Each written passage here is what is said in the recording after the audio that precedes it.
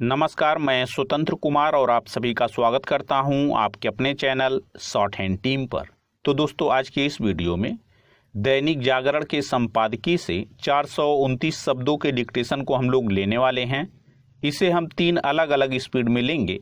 पहली बार में 60 की स्पीड में, दूसरी बार में 80 की स्पीड में, तीसरी और आखिरी बार में इसी डिक्टेशन को हम लोग 90 की स्पीड में लेने वाले हैं। पहले हम लोग इसे केवल 80 और 90 की स्पीड में ही लिया करते थे, लेकिन कुछ बच्चों की रिक्वेस्ट आ रही थी कि सर 60 की स्पीड में भी डिक्टेशन दिया करिए। तो आज से आपको एक ही डिक्टेशन 3 स्पीड में मिलेगा, 60, 80 और 90 की स्पीड में मिलेगा। तो 60 की स्पीड में आपका डिक्टेशन स्टार्ट होगा 5 सेकंड के बाद। तब तक के लिए आप रेडी रहें।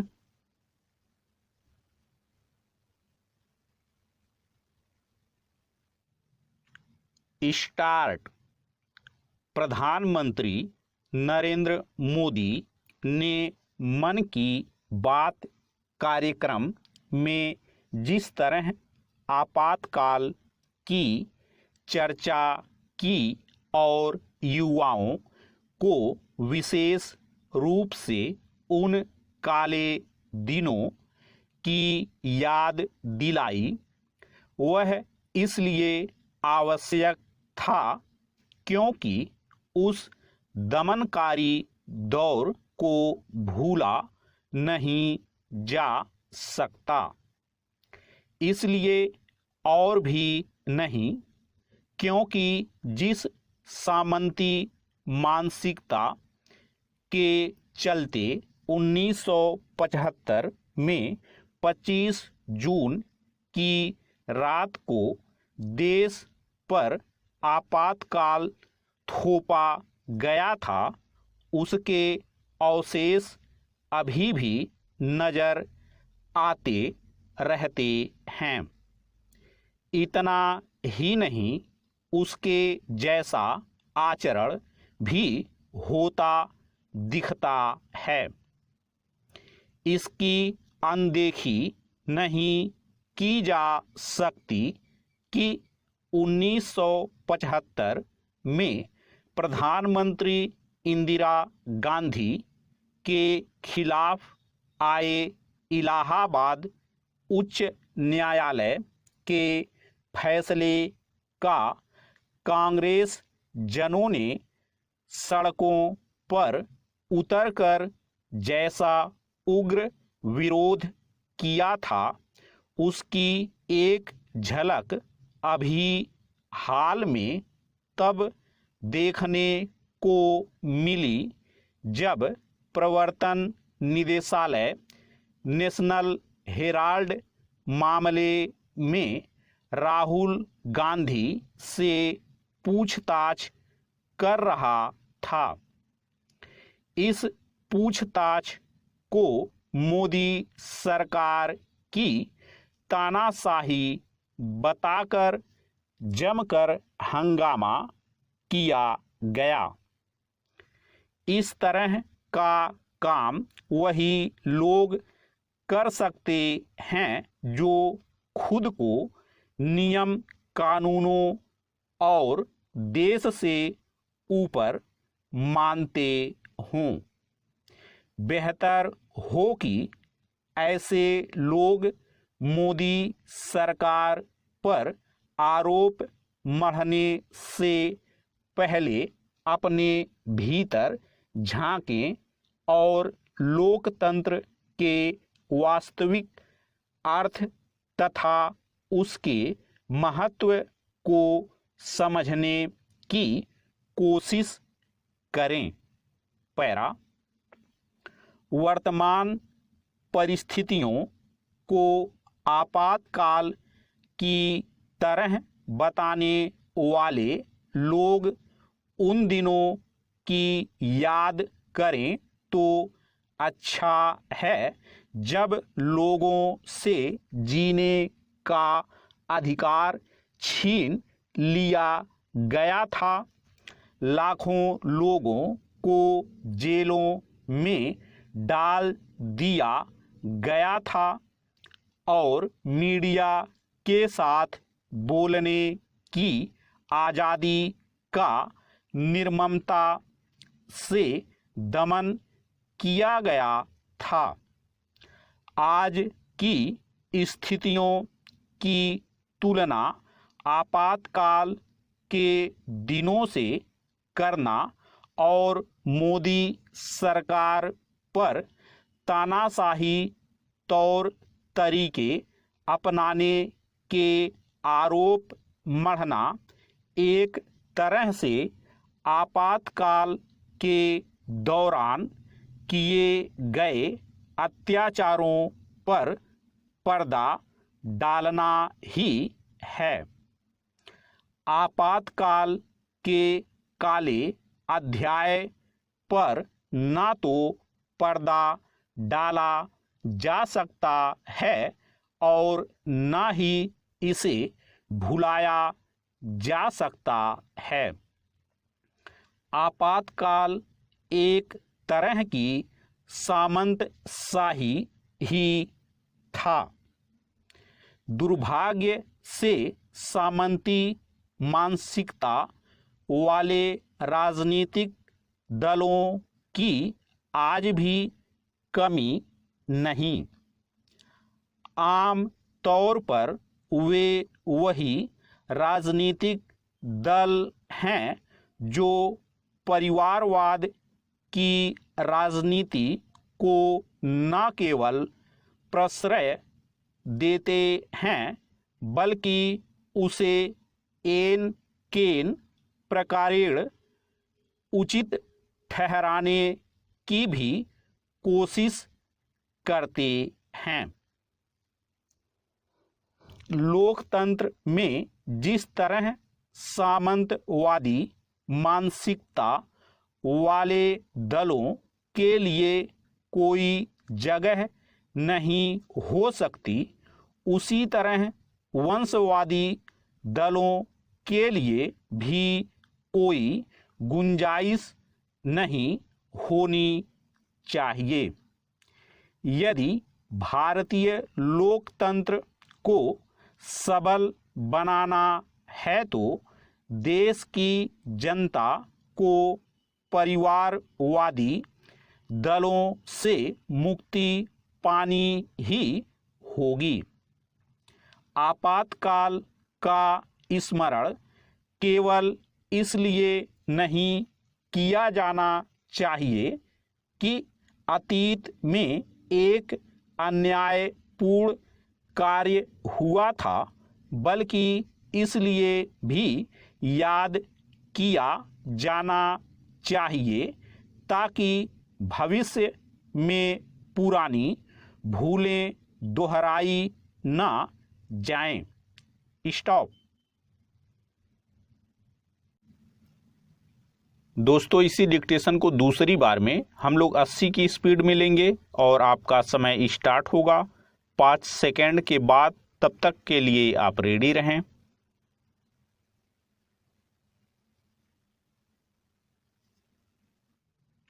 स्टार्ट।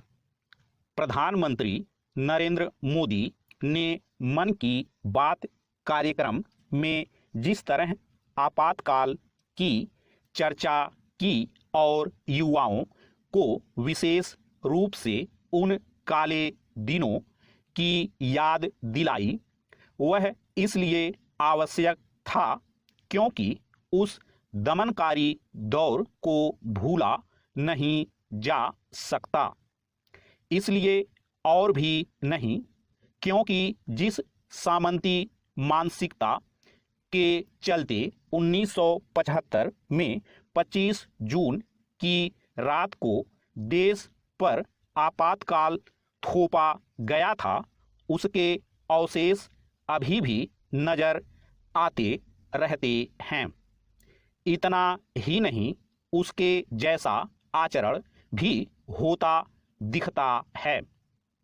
इसकी अनदेखी नहीं की जा सकती कि 1975 में प्रधानमंत्री इंदिरा गांधी के खिलाफ आए इलाहाबाद उच्च न्यायालय के फैसले का कांग्रेस जनों ने सड़कों पर उतरकर जैसा उग्र विरोध किया था उसकी एक झलक अभी हाल में तब देखने को मिली जब प्रवर्तन निदेशालय नेशनल हेराल्ड मामले में राहुल गांधी से पूछताछ कर रहा था। इस पूछताछ को मोदी सरकार की तानाशाही बताकर जमकर हंगामा किया गया। इस तरह का काम वही लोग कर सकते हैं जो खुद को नियम कानूनों और देश से ऊपर मानते हों। बेहतर हो कि ऐसे लोग मोदी सरकार पर आरोप मढ़ने से पहले अपने भीतर झांकें और लोकतंत्र के वास्तविक अर्थ तथा उसके महत्व को समझने की कोशिश करें। पैरा, वर्तमान परिस्थितियों को आपातकाल की तरह बताने वाले लोग उन दिनों की याद करें तो अच्छा है जब लोगों से जीने का अधिकार छीन लिया गया था, लाखों लोगों को जेलों में डाल दिया गया था और मीडिया के साथ बोलने की आज़ादी का निर्ममता से दमन किया गया था। आज की स्थितियों की तुलना आपातकाल के दिनों से करना और मोदी सरकार पर तानाशाही तौर तरीके अपनाने के आरोप मढ़ना एक तरह से आपातकाल के दौरान किए गए अत्याचारों पर पर्दा डालना ही है। आपातकाल के काले अध्याय पर ना तो पर्दा डाला जा सकता है और ना ही इसे भुलाया जा सकता है। आपातकाल एक तरह की सामंतशाही ही था। दुर्भाग्य से सामंती मानसिकता वाले राजनीतिक दलों की आज भी कमी नहीं। आम तौर पर वे वही राजनीतिक दल हैं जो परिवारवाद की राजनीति को न केवल प्रश्रय देते हैं बल्कि उसे एन केन प्रकारेण उचित ठहराने की भी कोशिश करते हैं। लोकतंत्र में जिस तरह सामंतवादी मानसिकता वाले दलों के लिए कोई जगह नहीं हो सकती, उसी तरह वंशवादी दलों के लिए भी कोई गुंजाइश नहीं होनी चाहिए। यदि भारतीय लोकतंत्र को सबल बनाना है तो देश की जनता को परिवारवादी दलों से मुक्ति पानी ही होगी। आपातकाल का स्मरण केवल इसलिए नहीं किया जाना चाहिए कि अतीत में एक अन्यायपूर्ण कार्य हुआ था, बल्कि इसलिए भी याद किया जाना चाहिए ताकि भविष्य में पुरानी भूलें दोहराई ना जाएं। स्टॉप। दोस्तों, इसी डिक्टेशन को आखिरी बार में हम लोग 90 की स्पीड में लेंगे और आपका समय स्टार्ट होगा 5 सेकंड के बाद। तब तक के लिए आप रेडी रहें।